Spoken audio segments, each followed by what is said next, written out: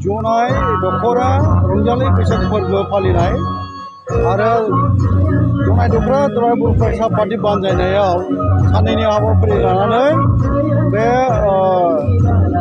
बिजयपुर बे मोनसे हालामाव दिनै साननै हाबाफारि लानानै बैसागु फालिनाय जादों। बेवहाय फैनो मोननानै गुबैयै आङो खोब गोजोननाय मोनदों। मानोना बेवहाय बुंनांगोन फारिहाय आफा वीरेन्द्र कुमार ब्रह्मनि मेथाइ देंखोनि सेर सेरजोंबो एसे रंजाफाबाय, माने गोजोननाय मोननायजों जोंबो रंजाफाबाय।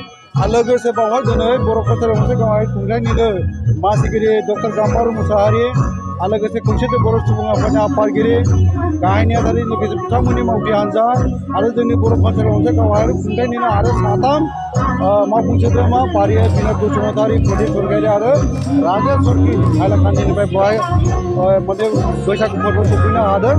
बेखायनो खोब मोजां मोनदों आरो रायजो राजानि जि मोनसे बाहागो लानानै रंजानाय बा बैसागु फोरबो फालिनाय बेखौ नुनानै आं खोब गोजोननाय मोनदों। जायखिया जोङो दिनैहाय बेखौनो आङो बुंनो लुबैगोन बर' कसारि मोनसे गावारि खुंथायनि जानानैहाय रंजालि बैसागु फोरबोखौ गाहाम हामलायनाय आंनि बावनाया थागोन आरो जोंनि मावनो गोनां जे मावनो लानाय हाबाफारिफोर बेखौ जोङो सानलाय हलाय बोरैहाय मावनो हायो। जोंनि हारिमुखौ दिनै बैसागुखौ रंजानाय फालिनायजों लोगोसे बुहुमनि फैसालिसिम लांनायनि जोंहा जि बिबान दङ आरो बर'नि राव हारिमु थुनलाइ बा जोंनि बे हारिमुखौ गेवलांसार होनायनि जि मोनसे गिदिर बिबान, बे बिबानखौ जोङो बयबो आइ आफा बिदा फंबाय बिनानाव जोंनि जाखांबोनाय इयुन जोलैफोर बयबो साग्रिद जायोब्ला जों सानसे समाव जोंनि हारिमुनि आंगो बर'नि खाम सेरजा सिफुं जथा सेरजा गंगोनानि जे रिंखांनाय रैसुमै देंखो, बे देंखोजों बैसागु रंजायै फालियो जों मोसायो, बेखौ जोङो बुहुम फैसालिसिम लांनो हाथारगोन होनना जोंहा फोथायनाय दङ। आरो बाथ्राया बेनो बड'फायाबो जोंनो सोमावसारनायनि सेरजों फोरोंलांदों, जोंनो मोन्थोर होलांदों। बर'नि राव थुनलाइ हारिमु रांखान्थि राजखान्थि मोनफ्रोमबो दिगावनो जोङो रोंगौसार जानांगोन, जोङो गोख्रों जानो हानांगोन, लेखा फरायनाय समाव फरायनांगोन, जोङो बिदिनो गेलेनाय समाव गेलेनांगोन, रंजानाय समाव रंजानांगोन, बिदिनो जोङो आबाद मावनाय समाव मावनांगोन।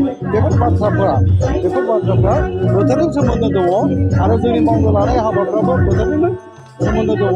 बेखौ जोङो फारि फारि बोरैहाय मोजाङै मावफुंलांनो हायो, बेनि थाखाय जोंनि साननो गोरों माखासे सानसुमैफोर बा जोंनि आइ आफाफोर आरो जों माहारि आफादनि दैदेनगिरिफ्रा ज' जानानै खौसे जानानै जेब्ला जोङो हारिखौबो अनसायनानै हारिखौ गोरबोजों मोजां मोननानै जोंनि हारिनि राव हारिमुखौ फोथांनो थाखाय बयबो गोसो गाखोनानै सिगांबोयो, बिबान लानानै खामानि मावलायलायो। बेवहाय जाफुंनि जेबो बाथ्रा गैया। सानसे समाव जोंनि थांखि थानायाव जों सौहैथारगोन, बे मिजिंखौ जों लानो हायो। जोङो सुबुं हिसाबै जोंहा मिजिं दङ, जोंहा थांखि दङ, जोंहा सिमां दङ। बेफोरखौ जोङो थांखि मिजिं सिमां बेफोरखौ सानसे समाव जोङो सुफुंनो हागोन, मोनफुंहैगोन। बे मिजिंजों सिगांलांगोन। बे बाथ्राफोरखौ लानानै बे आयदाफोरखौ लानानै जोङो जि मोनसे गोहो मोनबाय, दिनै बर' कसारि मोनसे गावारि खुंथाय मोनबाय, बेनि दारैहाय जों मा मावनो हायो, मा होनो हायो, बेखौ जोङो सावरायनायनि गेजेरजों जोङो नाजालांबाय थानो आरो जोङो खौसे थायोबा जोंहा मिजिं दङ। जोंनि दैदेनगिरिफोर, जोंनि जायफोरखौ जोङो राजखान्थि दैथायहरदों, जोंनि एमपि एमएलए मन्थ्रि बा जोंनि माखासे पन्सायतनि दैदेनगिरिफोर बा बिदिनो जोङो जायफोरखौ जोङो राजखान्थियाव हरनाय जादों, बे मानसिफोरखौ जोङो जोंनि हारिनि बा सुबुं समाजनि बा सुबुं माहारिनि मोजां खामानियावनो जों दैथायहरखादों। बाथ्राया बेल' जों मावहोनो हायाखै, मावहोनो हायैनि जाहोनबो थागोन।